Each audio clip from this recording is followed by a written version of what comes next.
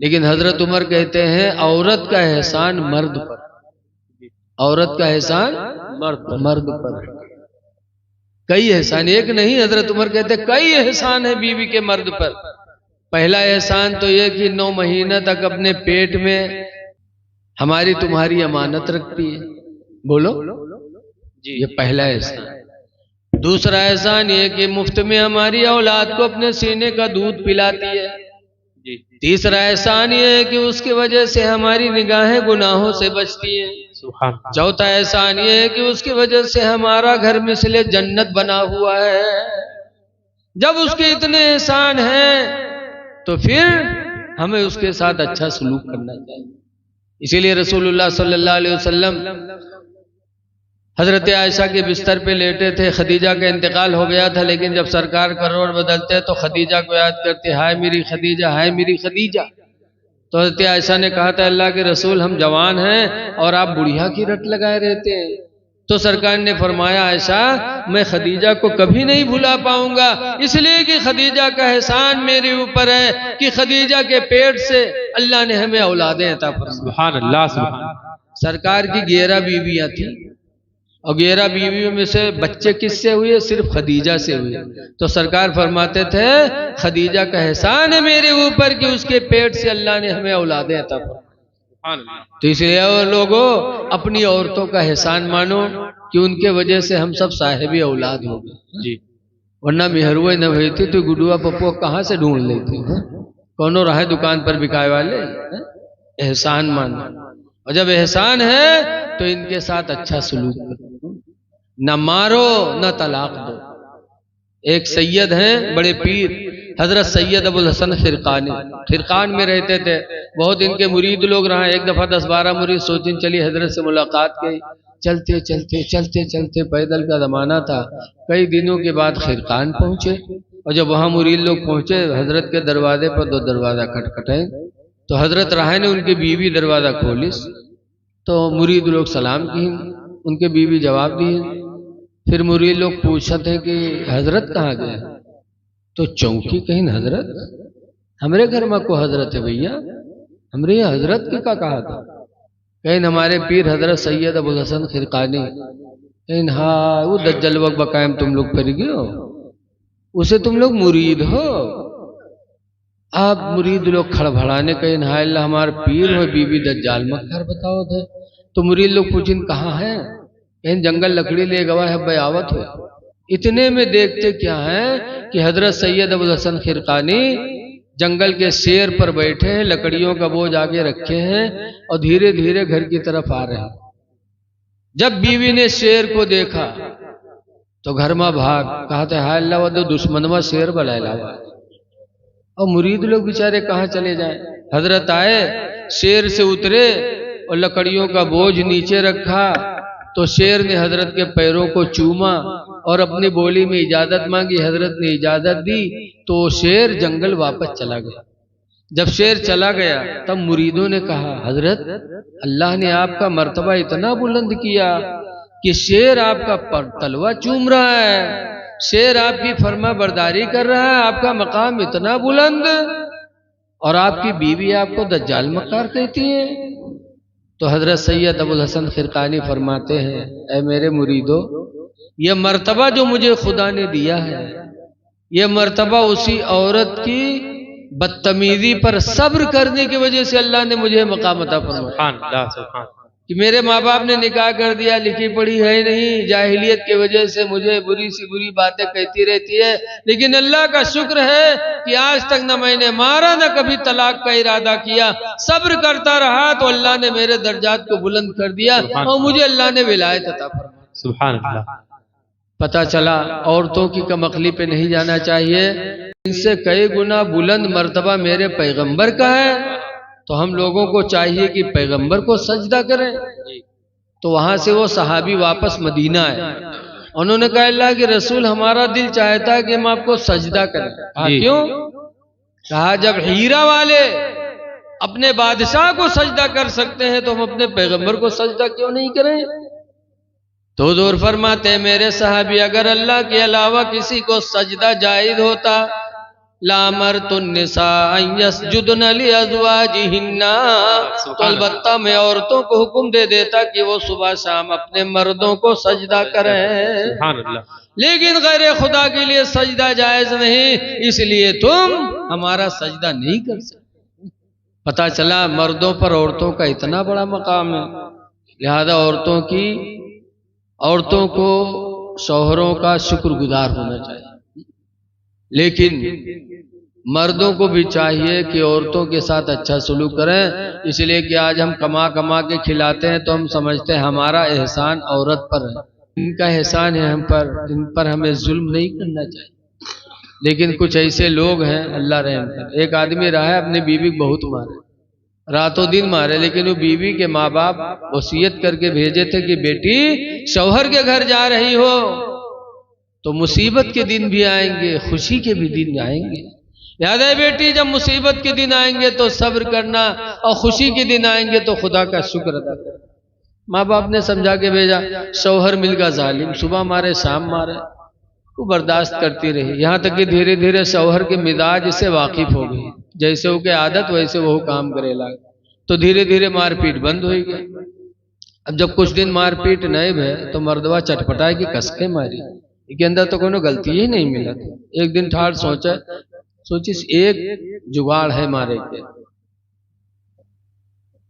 سوچیس کہ جائے مچھلی لے گھر میں رکھ دی، اور جب بیوی بنائی کھانا بلے کہ آؤ کھائے لو، تب پوچھ میں ارے سب مچھلی بنائے ہیں، تو کہیں ہاں سب بنائے ہیں، تو یہ کہہ کے مربے کہ سب کا ہے بنا ڈالے، آدھا رکھ دی تھی کل خاطر، کل کا کہیں میرے، اگر کہے کہ ہاں آدھا بنا ہے نہ آدھا رکھ دیا ہے، تو یہ کہہ کے مربے کہ آدھا رکھ کا ہے دیو، مچھلی ہوئے سڑجے کہ نہ سڑی رہے، تو یہ نقصان کہاں سے ہی رہے۔ سوچیس کہ آج مارے کھائے، بنائے دیس پلان، کہ مچھلی لے کے آوا گھر میں دہی دیس، بیوی نے کھانا بنایا، ای محرم ٹھاڑ سوچے پلان بناوے، جب کھانا بنا تو بیوی کہے صاحب کھائے لو، تو لاٹھی لے کے گوا، کہے صاحب تمہارے ہی مارے گا، لاٹھی لے کے گوا، بیٹا کہے سارے سب مچھلیاں بنائے ہیں، تو موڑ ہلائی سے وہ اٹھائی سے لاٹھی، کہیں سارے سب کا ہے بنا ڈالے، آدھا رکھ دی تھی کل کا کہیں میرے، کہہ رہے بھول گئی تھی آدھی مچھلی کل کے لیے بھی میں نے رکھ دی، اب یوں سٹ، ابھی کے آگے کونوں جو سوال ہے جواب نہیں، اب گڑبڑائے گا تو کھائے تو لاگ لیکن منہ میں رکھے لیکن حلق میں لقمہ نہ جائے، بنا ہوا پروگرام فیل ہوئی گا سر، تھوڑا بہت کھائے اس کے بعد اٹھ پڑا، گرمی کا زمانہ تھا، بیوی نے آنگن میں چارپائی ڈالا، بستر بچھایا شوہر کے لیے کہ میرا شوہر ہے دن بھر حلال روزی کمایا ہے، جب وہ بسترہ پر لیٹا تو بیوی گئی پیر دبانے لگی، وہ پیر دباوے اور اس ظالم وہی چکر میں پڑا کہ ماری کیسے، ایسے آسمان لنگ طاقت رہا تو آسمان میں ایک ہلکی سی لکیر نظر ہے، جب یہ لکیر دیکھے تو بیوی سے کہا تھے ارے آسمان پر لکیر کسے رے، تو وہ دیکھیس، تو بیوی کہے سو تو فرشتن کے سڑک ہوئے ہو، تو کہیں فرشتن کے سڑک ہوئے، کہیں ہاں، کہیں ارے فرشتن کے سڑک کے نیچے ہمار چارپائی بچھائے ہے، اگر ان کے موٹر ایکسیڈنٹ ہوا پھسلی تو ہم مرب کی بچب رے دشمن، وہ اٹھائے کے لاٹھی پیٹ کے بہائے دی، ایسے ظالم ہوتے ہیں، بیویوں کو مارتے ہو، مارا نہ کرو، قرآن فرماتا عاشروہن بالمعروف، اے لوگوں اپنی بیویوں کے ساتھ اچھا برتاؤ کیا کرو، سبحان اللہ، سبحان اللہ، ماشاءاللہ۔ ایک بات کہہ کے میں تقریر ختم کر رہا ہوں، دیکھو اعلیٰ حضرت مرید تھے مارہرہ سے، کہاں مرید تھے؟ بولو، اعلیٰ حضرت مرید تھے مارہرہ شریف سے، اور مارہرہ والے مرید ہیں اعلیٰ حضرت کے بیٹے مفتی اعظم سے، سبحان اللہ۔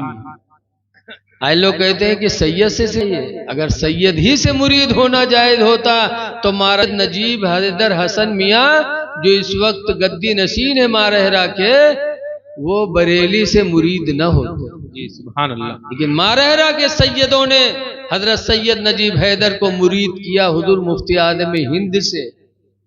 تو میں جو بتانا چاہتا ہوں وہ یہ ہے کہ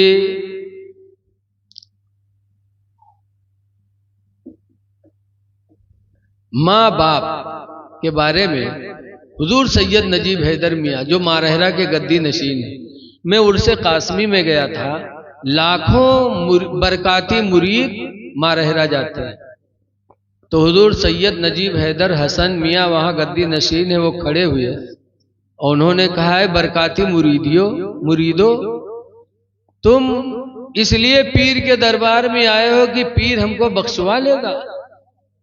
نجیب حیدر میاں کہتے خدا کی قسم جب تک تمہارے ماں باپ تم سے راضی نہیں ہوں گے پیر تمہارے کام نہیں آئے گا۔ جی سبحان اللہ۔ پیر جب ہی کام آئے گا جب ماں باپ راضی ہوں گے۔ اسی لیے اللہ تعالیٰ کمائی میں برکت دے تو سب سے پہلے ماں باپ پر خرچ کرو۔ جی مسجد مدرسہ میں بعد میں ہے، پہلے ماں باپ پر۔ پیر مرید کو بعد میں ہے، پہلے ماں باپ پر۔ اس لیے کہ حضور فرماتے ہیں اے لوگو تمہاری اولادیں تمہاری بہترین کمائی ہے، اس لیے اپنی اولادوں کی کمائی کھایا کرو۔ جی سبحان اللہ۔ تو ماں باپ کو راضی رکھنے کی کوشش کرو۔ ماں باپ راضی ہے دعا دے دیں گے تو ہر مصیبت آسان ہو جائے۔ اس لیے کہ لکھا ہے کہ 3 لوگوں کی دعائیں اللہ تعالیٰ کبھی ٹھکراتا نہیں۔ ایک مسافر سفر میں ہو، مدد کر دو، سہارا بن جاؤ، اگر اس کے منہ سے نکل گئی دعا تو کبھی اللہ تعالیٰ رد نہیں کرے گا۔ دوسرے نمبر پر پریشان حال جو مصیبت میں ہو اس کا سہارا بن جاؤ، اور تیسرے نمبر پر ماں باپ۔ ماں باپ اگر دل سے دعا کر دیں تو انشاءاللہ بندے کی ہر ضرورت پوری ہو جائے۔ بس آخری بات کہہ رہا ہوں، قرآن کے بعد سب سے بڑا درجہ کس کتاب کا ہے بتاؤ؟ قرآن کے بعد سب سے بڑا درجہ مذہب کے اندر بخاری شریف کا ہے۔ جی سبحان اللہ۔ اتنی موٹی، اتنی چوڑی، اتنی لمبی، 2 جلدوں میں الگ الگ ہے۔ اس کو لکھا کس نے؟ بخارا کے رہنے والے ایک نابینا نے، محمد بن اسماعیل۔ آپ سوچا تو یہ نابینا کیسے لکھے گا؟ محمد بن اسماعیل، ماں کے پیٹ سے نابینا پیدا ہوا، لیکن حدیث سے محبت تھی، پوچھ پوچھ کے سرکار کی حدیث یاد کرنے لگے، اور کتنی حدیثوں کے حافظ ہو گئے؟ 1000 نہیں، لاکھ نہیں، کئی لاکھ کے حدیثوں کے حافظ ہو گئے۔ سبحان اللہ۔ اور یہ نہیں کہ کوئی مدرسہ داخلہ لے لیے نہ ہوئے بیٹھ کے یاد کرنا۔ امام بخاری نابینا تھے، اور پتہ چل جاتا تھا کہ ملک شام میں کوئی ایک آدمی ہے جس کو میرے نبی کی حدیث یاد ہے تو بخارا سے پیدل جاتے تھے ملک شام ایک حدیث کو پوچھنے کے لیے۔ روایتوں میں کہ ایک مرتبہ محمد بن اسماعیل بخارا سے چلے، 1 مہینہ لگا۔ کہاں گئے؟ ایک حدیث کو پوچھنے کے لیے۔ وہ حدیث جانتے تھے لیکن ایسے کہ منہ سے سنا تھا جس نے ڈائریکٹ حضور کے منہ سے نہیں سنا تھا، اور وہ صاحب سرکار کے منہ سے سنے تھے۔ تو محمد بن اسماعیل بخارا سے 1 مہینہ سفر کرنے کے بعد اس شہر میں پہنچے۔ پتہ لگا کہ اس کے دروازے پہ گئے، دروازہ کھٹکھٹایا تو آدمی روٹی کھا رہا تھا، روٹی کھاتے ہوئے آیا، ہاتھ میں روٹی اور کھاتا ہوا آیا۔ امام بخاری نے کہا میں فلاں جگہ سے آیا ہوں، فلاں سے ملنا ہے۔ کہا وہ میں ہی ہوں۔ بخاری کہتے ہیں کہ نہیں، مجھے اس سے ملنا ہے جس کو فلاں کی حدیث یاد ہے، وہ فلاں حدیث یاد ہے۔ کہا وہ میں ہی ہوں۔ کہا نہیں بھائی، مجھے اس سے سننا ہے جس نے ڈائریکٹ رسول اللہ کے منہ سے سنا ہے۔ کہا وہ میں ہی ہوں۔ اتنے میں روٹی منہ کا ختم ہوئی تو دوسرا نوالا توڑ کے منہ میں رکھ لیا اور چبلاتا رہا۔ امام بخاری کہتے ہیں آپ واپس جاؤ، میں اپنے وطن واپس جا رہا ہوں۔ ارے 1 مہینہ سفر کر کے حدیث سننے سنو گے نہیں؟ کہا نہیں، میں تمہارے منہ سے اپنے نبی کی حدیث نہیں سننا چاہتا۔ کہا کیوں؟ کہا میرے پیغمبر نے کھڑے ہو کر کھانے سے منع کیا ہے اور تم کھڑے کھڑے کھا رہے ہو۔ جب سرکار کی ایک سنت کا تمہارے دل میں احترام نہیں ہے تو مجھے تم پر بھروسہ بھی نہیں ہے کہ تم میرے نبی کی حدیث بھی صحیح سناؤ گے۔ تمہارے زبان سے میں اپنے نبی کی حدیث سننا نہیں چاہتا۔ اب بتاؤ کتنی مصیبت اٹھائی ہوگی تب کئی حدیثوں کے حافظ ہوئے۔ کافی دن گزر گئے تو ایک دن سوچا کہ یار میں مر جاؤں گا تو یہ حدیثیں چلی جائیں گی، پھر حضور کی امت تک قیامت تک کون پہنچائے گا؟ تو دل میں سوچا کہ لا اس کو ایک لکھ کر کے کتاب بنا دوں، لیکن نابینا تھے تو اپنی ماں کے پاس گئے۔ کہا اماں اتنی محنت سے میں نے حدیثوں کا حافظہ کیا ہے، میں مر جاؤں گا تو امت مسلمہ کو یہ حدیثیں کیسے پہنچیں گی؟ کہا پھر بیٹا، کہا میں چاہتا ہوں لکھ کر کے کتاب بنا دوں۔ تو ماں نے کہا بیٹا نابینا ہو، اللہ تعالیٰ نے اگر تمہارے نصیب میں نعمت لکھی ہوتی تو اللہ تمہیں نابینا نہ بناتا. بیٹا لکھنے کے لیے آنکھ میں روشنی چاہیے. تو بخاری نے کہا تھا میری ماں مجھے بھی معلوم ہے کہ لکھنے کے لیے آنکھوں میں روشنی چاہیے اور میں نابینا ہوں، لیکن اے میری ماں مجھے یہ بھی معلوم ہے کہ تم میری ماں ہو. اگر تم دل سے دعا کر دو گی تو اللہ میرے آنکھوں کی گئی ہوئی روشنی کو واپس کر دے گا. سبحان اللہ سبحان اللہ. اے میری ماں دعا کر دو کہ آنکھوں میں روشنی آ جائے تاکہ وہ نعمت مجھے نصیب ہو جائے. بخاری کی ماں کہتی بیٹا اگر یہ بات ہے تو آج رات میں اپنے رب سے دعائیں کروں گی. ساری دنیا رات میں سو گئی. تب بخاری کی ماں اٹھی، وضو بنایا، وضو بنا کے 2 رکعت نماز تہجد پڑھی اور تہجد پڑھنے کے بعد دعا مانگی، یا اللہ تو خوب جانتا میرا بیٹا اسماعیل نابینا ہے، تیرے نبی کے حدیثوں کا حافظ ہوا ہے، لکھ کر کے کتاب بنانا چاہتا ہے. پروردگار لکھنے کے لیے آنکھ میں روشنی چاہیے، یا اللہ میرے ہاتھوں کی لاج رکھ لے اور میرے بیٹے بخاری کی آنکھوں کی روشنی واپس کر دے.